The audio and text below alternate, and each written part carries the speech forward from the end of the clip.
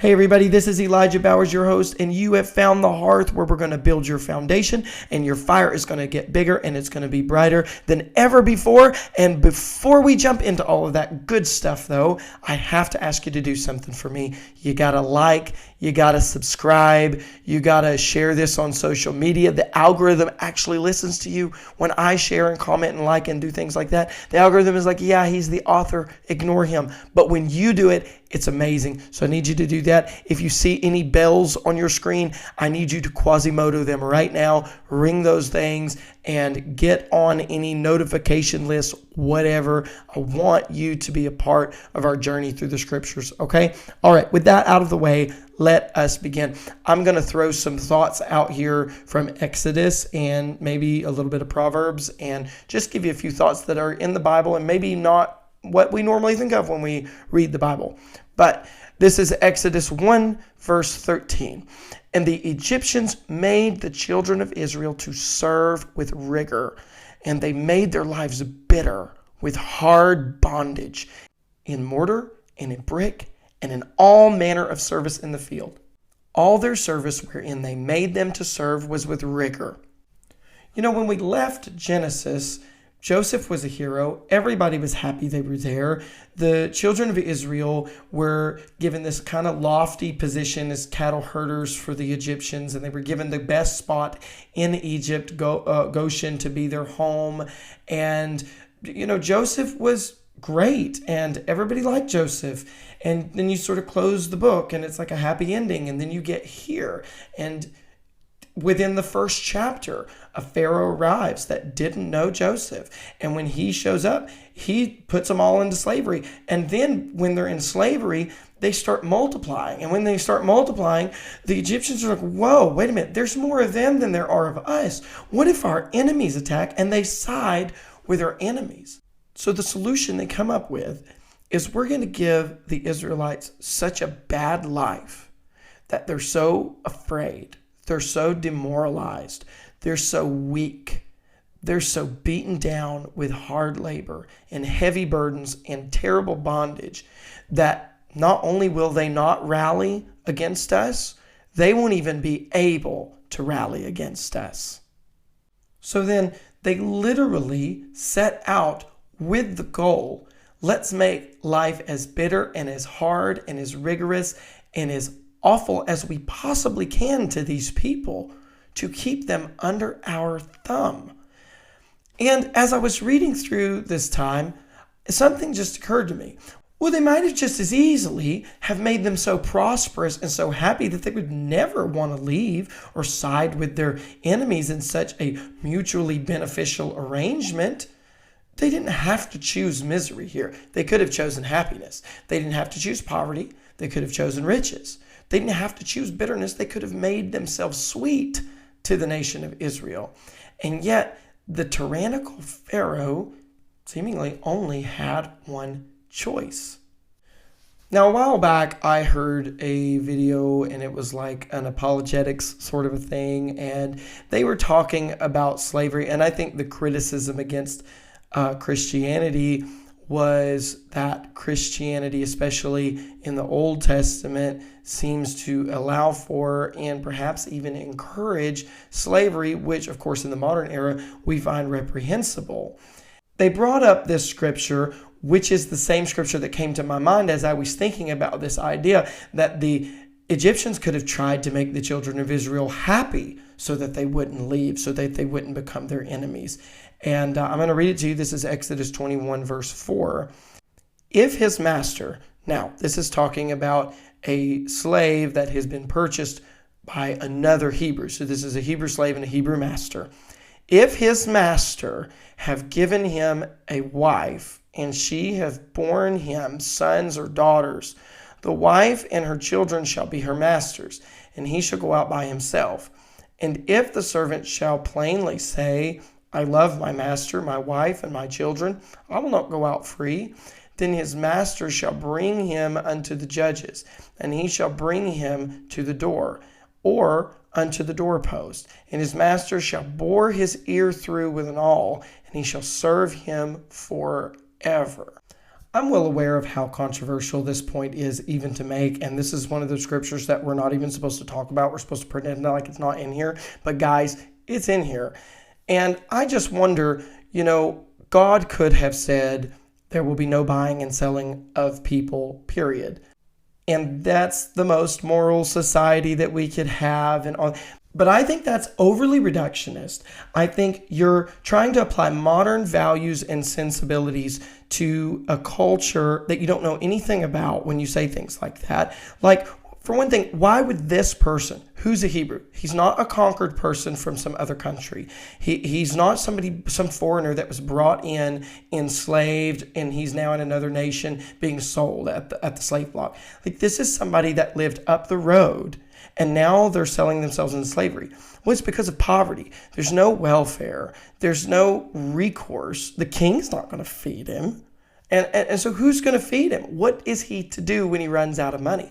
What is he to do after he sold the house, after he sold the land, after he's begging on the street and can't get enough to eat? He can sell himself into slavery. And now that sounds really terrible, except for one thing, slavery only lasted 7 years, according to the Bible. That after 7 years, he was supposed to be set free, and he was supposed to be set free without any charge. Like, he didn't have to buy his freedom. His 7 years of labor bought his freedom. The year of Jubilee also, if it came before 7 years was up, would set him free, and it would set him free without charge. So God could have said, in that situation, you're just not going to buy that person. But that sort of leaves that person without anywhere to go. No roof over his head. This way, now this rich man's house over here that's really big and has room for you, now there's a spot for you, but you're going to have to work for it. And like our modern sensibilities is like, well, just the king should just write him a check. But that's not how God's welfare system worked. His welfare system was you go clean the field. You work for your keep. You should be taken care of, but you should labor in being taken care of. And so this was a way for him to join another family, eat at another family's table, be a part of something, to work and have purpose in his life, to be cared for and to survive. And then this law comes up and God says, all right, now here's the thing. You rich guy with the big fancy house, you can wait out the 7 years and then say goodbye to your slave, or you can make his life so good that he doesn't want to leave. You can go out and buy him a wife, and you can give him ample space to have a family, and you can give him a good life, and you can make him serve, but serve with joy and serve with laughter. And his life can be so good, he can say, wait. I love my wife, I love my children, and I love my master. Let's jump over to Deuteronomy 15.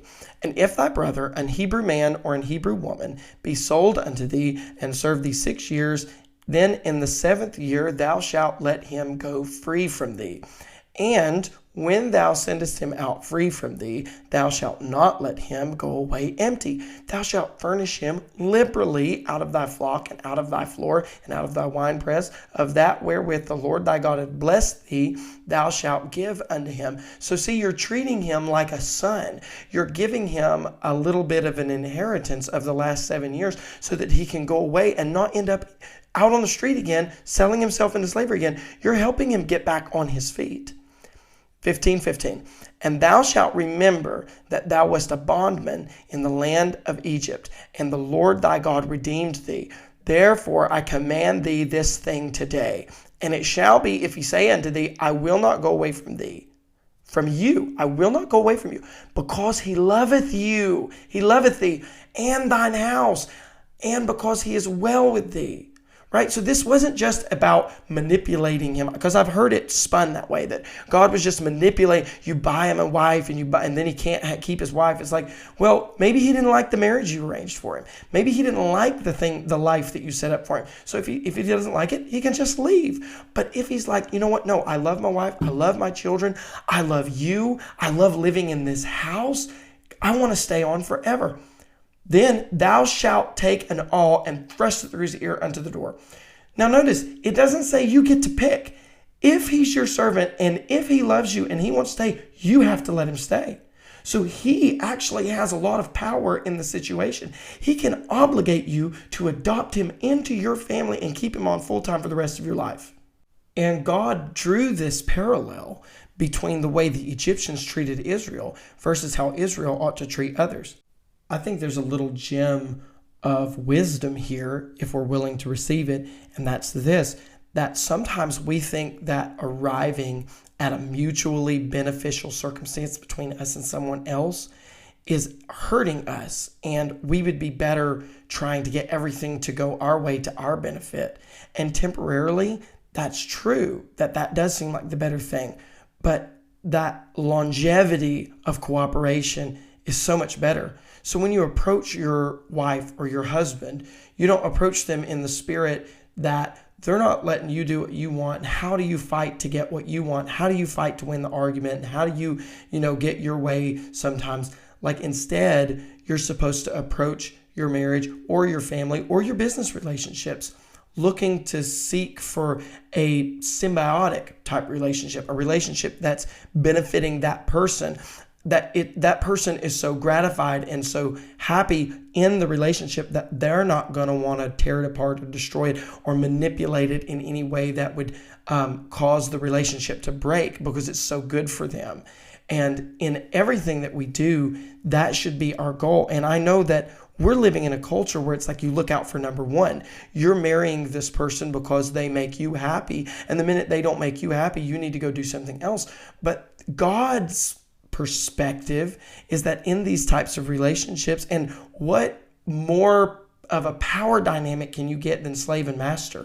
What more justification could you have in a relationship for wanting everything to benefit you and not them than that you are the master and they're your servant, right? If you're the employer, though, in God's mind and in God's wisdom, you're trying to make your employees under you so happy with their situation that they wouldn't want to leave and go take another job, even if that other job offers more money. And I know people that have turned down higher paying jobs at times or refused to leave a job at times when they probably could have or needed to because there was just some beneficial things that they were just not willing to let go of.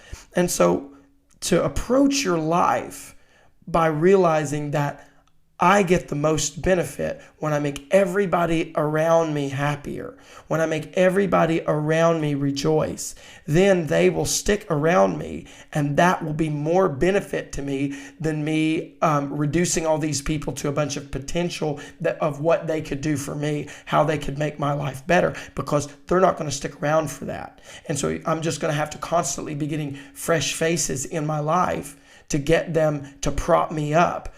Proverbs 11:25 says this, "The liberal soul shall be made fat, and he that watereth shall be watered also himself. He that withholdeth corn, the people shall curse him, but blessing shall be upon the head of him that selleth it." The guy that sells his corn. You so think that he's about to say gives it away, because he's talking about being liberal, being willing to part, being generous, being watering other people, not withholding your corn.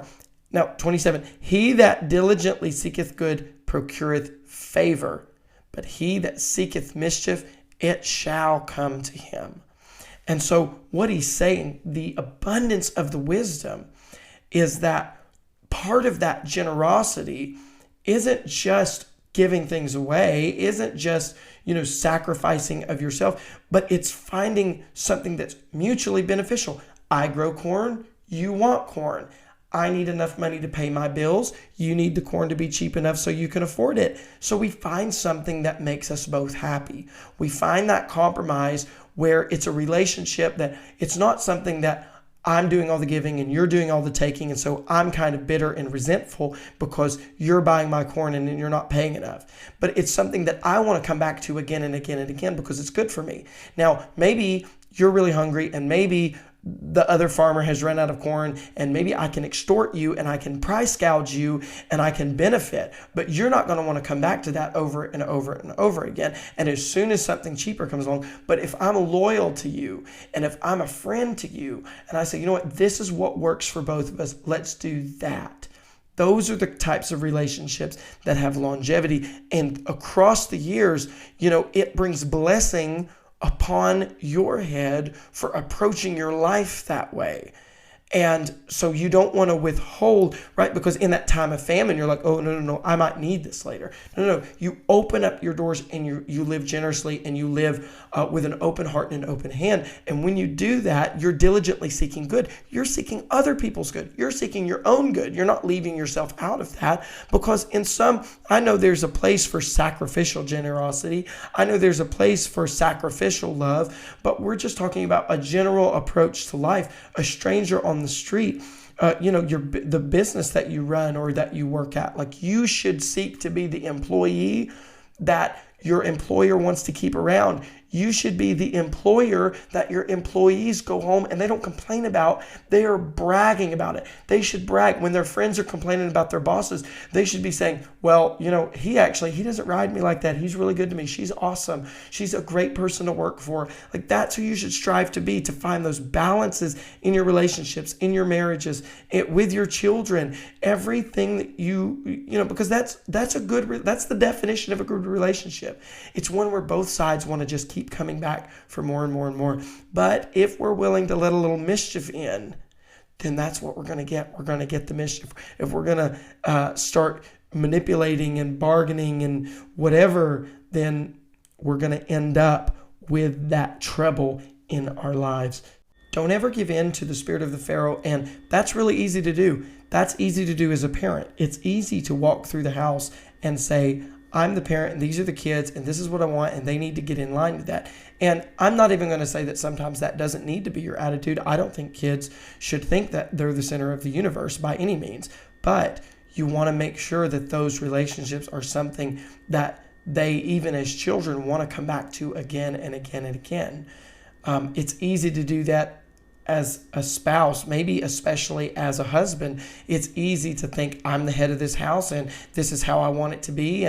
But when you start doing that, what you become is the Pharaoh. And instead, you should be using all of your power to make anybody, especially anybody you have legitimate power over. It's one thing when you're a bad employee, but when you're the employer, it's one thing if you're in the house, but when you're the head of the house, when you're the patriarch, when you start using your God-given authority and power to manipulate other people into getting what you want, that's especially egregious. And so we don't want to become the Pharaoh. We want to be like this master who's literally shopping around trying to find, is this woman beautiful enough? What kind of personality is going to match his personality? What kind of woman does he want to be his wife? And like hand selecting someone to make this other person happy, and then making sure that you're not a deal breaker, that you're not so awful, and that you're not so demanding that he just wants to leave, even if he does love his wife, because he can go get another wife, but he's not going to live like that forever. Maybe he'll go out and make a bunch of money and buy his wife off of you. And so instead of being that guy, be the person that's seeking everybody's happiness around, knowing that you're actually one of the beneficiaries of living that kind of lifestyle. Before you go, comment below and let me know a relationship in your life that someone made so good that you kept coming back to the table over and over again, and how that impacted your life and your relationship with them. And comment any questions you've got. Like, share, post this on social media. Check us out on Burning Lights Ministries. Please consider giving a one-time gift. It helps me cover all the expenses associated with this podcast, or become a monthly partner, because there's ongoing expenses and God will bless you. And not just because you're supporting a podcast or a YouTube channel online, but because you're supporting a ministry that is also going out and winning souls and having miracles of healings and deliverances, and people are getting really ministered to. This is more than just a little teaching online a couple of times a month. And so your support would be greatly, greatly appreciated. Pray about it, think about it, and until next time, you better keep on burning.